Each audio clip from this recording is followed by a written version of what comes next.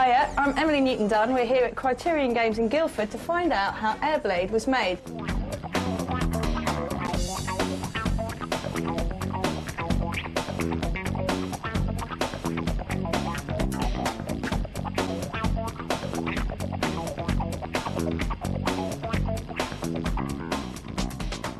Right, well, we've nabbed one of the guys, Craig. Hiya. Hello. Do you want to tell us a bit about what you do? Yeah, my name's Craig Sullivan. I'm the game designer on AirBlade, which basically means that I'm responsible for all the fun stuff in the game. Fantastic. So, I have a bit of a hand in level design, the way the player moves, the control system, all of the tricks, the different player modes and stuff. I basically get to kind of control what the player experiences and how much fun they have when they actually sit down and start playing the game. So it's a pretty cool job. Excellent, definitely. And tell us a bit about AirBlade then. So AirBlade is a next-generation boarding game. Basically, by next generation, we kind of mean that it's a step up from snowboarding, skateboarding games that are around at the moment. Obviously, the fact that it's set on an AirBlade rather than something that's in contact with the floor. A hoverboard. Yeah, a hoverboard. You know, it's kind of like the Back to the Future thing that everybody's seen. You know, we've watched that video quite a lot of times. We've all waited for, but never, yeah, appeared. I mean, you know, that's kind of one of the main things that we wanted to try and pick up on is the fact that everybody we show the game to always thinks about the Back to the Future section. Say, right, you know, obviously you can grab onto the back of cars and you can kind of drive over water and things like that. So, but there's much more to this game than just stunts, particularly in the single player mode. Yeah, I mean the main mode of the game is story mode, which I think you were playing earlier. Had a little go. Yeah, just a little bit. Near 5 minutes. You play a little bit more later. Yeah. So that's one of the main differences between our game and a lot of the other games at the moment is that we wanted to kind of bring something fresh and something new to it in terms of with the storyline. You've obviously got a start and a finish to the game. Yeah. And kind of when you start a level, you have a little bit of the story is unravelled to you, and it basically gives you more of a reason, so that when you're playing through a level, you know, I don't just have to kind of drive around and do loads of crazy stunts just to get some points for absolutely no reason whatsoever. You know, in say level 2 of our game, it's all based around the fact that there's people who you've stolen the board from, and they're trying to get the board back from you. They're trying to hunt you down. So they've got guards who are out to kind of catch you on the sidewalk and stuff. They've got surveillance vans tracking you down. They've got surveillance cameras and all of these kind of things.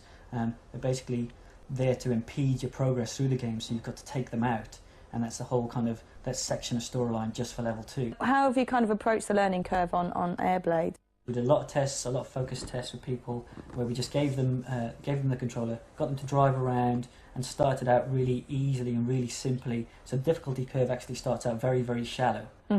So and as you progress through, you know, it kind of it goes up just a small bit at a time. What's your favourite bit? I like any part of the game where you can go into a set of movements or a combo that lasts for say 30 seconds to a minute. You can actually get off the floor for that amount of time, and you can do moves and you can kind of show people stuff that they will never see in any other game. And you know, it's just it brings home the fact that the mission we started out with, to try and make it so that you could show someone for 10 seconds, you know, this is what you can do if someone gave you an AirBlade and you went outside now. Yeah. You can do this, you can spin around lampposts, and you can kind of go crazy, and you can hang onto the back of cars and stuff. This is what you can do in this game, and that usually inspires people to say, right, you know, I want to be able to do what you've just done now. Absolutely. Fantastic. Thank you very much, Craig. Thank you. So we nabbed Ed. Hiya, Ed. Hi. Can you tell us what you do here? I'm the lead artist on AirBlade, so I have to set the style and the tone of the game. There are quite a few of you working on the game, and it is story-led, so it's obviously quite character-driven and things. How hard do you find it to actually interpret other people's ideas?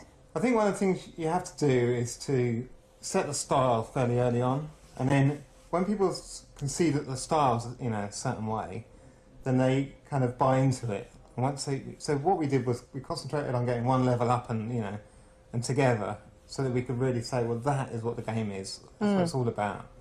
And once you've got that, everyone can buy into that from, you know, all their different directions in terms of, you know, the programming, in terms of the art, and in terms of the game design. I was just thinking it must be quite complex because the game is played over so many levels, and you know, you really do, you can sort of jump from one pole, do a spin and jump to the next pole. How did you kind of work out all the different routes that could be taken? Yeah, well, one of the things we wanted to put into the game was a kind of a skill base over height, so you can kind of ride around on the ground and just do low grinds and all that kind of thing. That's all there. But then the more skillful you get, you'll find that there's more kind of routes through the city and the higher levels until you get onto like telephone cables and things that run around the level, you know, grinding along the edge of canopies and swinging across lampposts and all that kind of thing.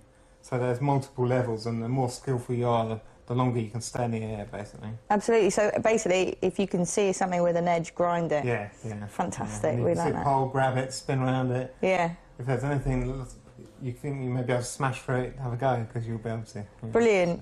You can't smash into any windows then instead of... Yeah, there's windows in buildings that, you know, you smash through to. Oh, disturb people in their baths then. That kind of thing. Right, well, I grabbed Pete from Busy out there. So, Pete, tell us who you are and what you do here. Okay, I'm Pete Lake. I'm an artist working at Criterion Games, working on AirBlade. Currently in charge of the cutscenes, the character development, as well as the in-game animation. Fantastic. Now, there are loads of pictures on the walls of Ethan and Kat. Do you want to take us through how you actually did develop Ethan as a character? Yeah, Ethan started off, well, all the characters started off as quite this Japanese manga-influenced game. When the publishers and that got involved, we decided to stop and look at the project as far as making it a bit more realistic. People can approach something that's a lot more realistic. They can identify with it a lot more. And then there's Kat as well, because she's very different there than she is there. She is indeed. Kat's the sidekick character in the game. She initially, here she started out as a kind of a warrior with Ethan. She worked through a lot of phases where she was she's a computer hacker, and she still is a computer hacker. So she's got the glasses. She looks slightly nerdy, but still she's cool enough to be street. You've got your characters, you've got your design, you know you're working off an AirBlade. How do you actually go about and capture all the tricks and stuff like that? Yeah, we've used motion capture to get, because we're going with a game that's very realistic. Motion capture is a way of capturing real life movement inside the computer. You get a person who wears like a lycra suit covered in little ping pong balls, and then they work in an environment with lots of cameras that then capture the exact position of all these things. And we can make a little stick man that moves exactly the same. We used some professional skaters, some proper UK skaters for Globe, like Matt Pritchard and Matthew Davis. So, and they came along to us, and we spent 2 days with them. We built ramps, we built some boxes. We got them skating on boards, we got them holding props. We did some really great stuff with them. How difficult was it to come up with new tricks for the hoverboard? It was quite hard initially, but as we laid down a few ground rules. You think this AirBlade is hovering about this high off the floor, so immediately you don't have any worry about contact, so you can do most of your standard skateboard tricks where you need to jump. You can do them straight away, so you've got all your basic flips out the way straight away. So we have been able to go much more gymnastics, almost as if we're using this thing as a trampoline. Brilliant. You can bounce it because it's on a cushion of air, so we're doing big flips, big tricks, and because you can go faster and higher, you can throw in snowboarding moves, you can throw in just crazy stuff. You three are programmers on AirBlade. Can you introduce yourselves and actually tell us what you do? My name's Sean Turner, I'm the lead programmer.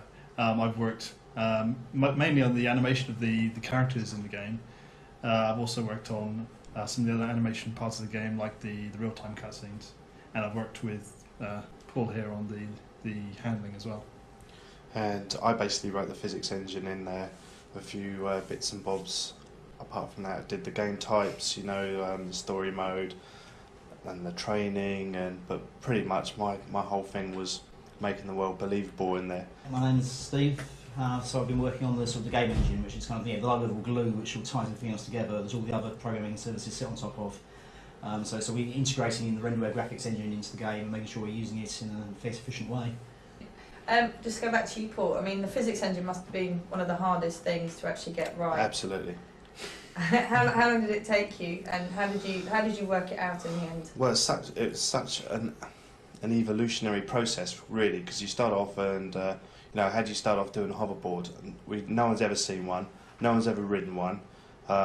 Realistically, if one existed, you wouldn't really want to be on it because it'd just be so unstable. I mean, there's just nothing to stop you. As soon as you start rolling down a hill, that is it. You would never ever stop. It's something we realised right at the start of the project, wasn't it? That either this is going to have to be a model that we're going to have to not make realistic, we're going to have to make it as playable as possible, not based on any kind of realism thing. And there's a new kind of tool that you can use, the performance analyzer. Can you tell us what it is and how it's helped you? It's effectively it's a logic analyzer that looks at all the bits that's going on the PS2 at once and shows you cycle per cycle exactly what's happening.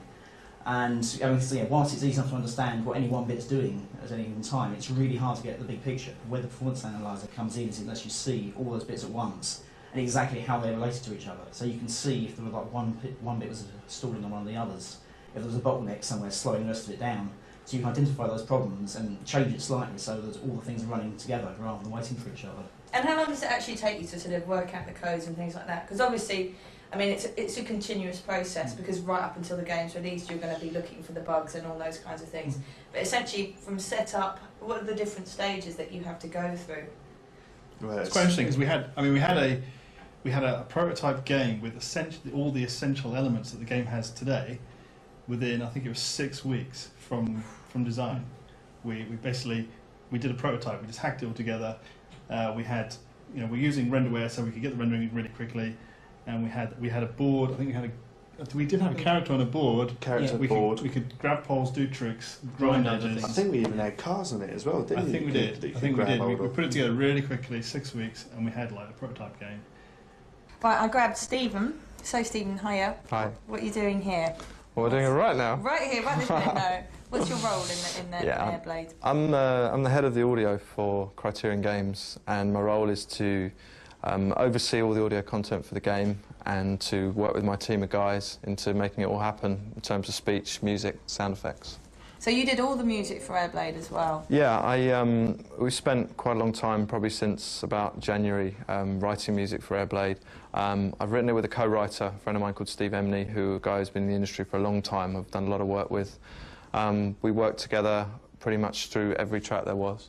Did you see the sort of tracks that you were putting the music to first, or did you kind of have an idea of the way you wanted it to go? I think that, I mean, there is obviously always an initial design document, and there is always ideas for music. Everybody's got an idea for music. Everybody's got the music they like. Everybody in the team's got their own music they like. So, I mean, I think my job, and I've been doing it for many, many years now, is to look at the product, get a feel for it, and try and complement what's going on with the product. How do you cast the voices? Well, one thing that we all decided on for this title was that we were going to use American voices.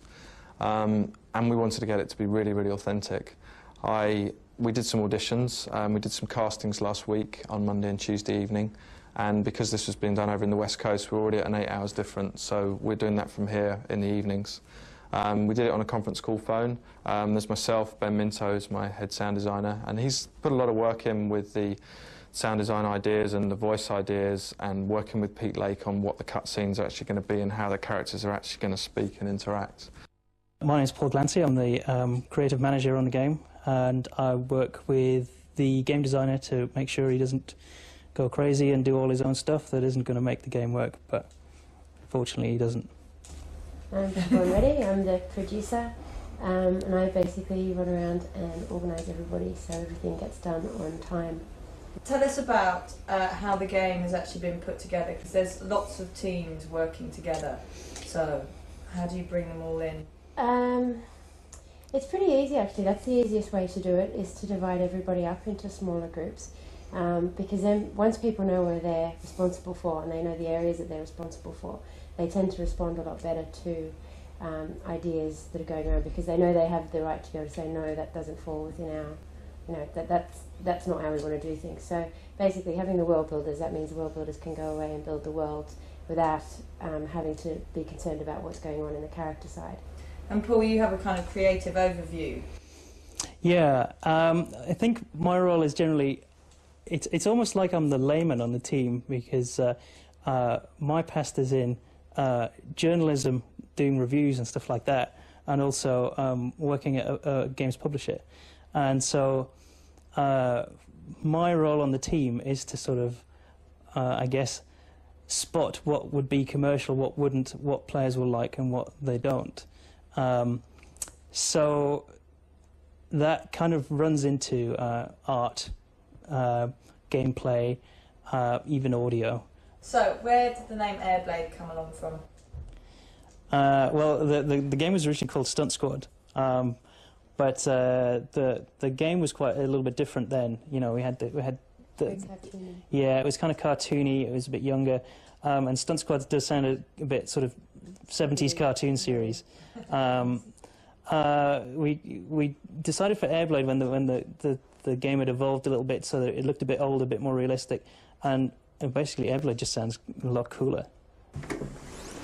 So that was your sneaky peek at the making of AirBlade. Hope you enjoyed it. Now stop watching this, get out there and play it.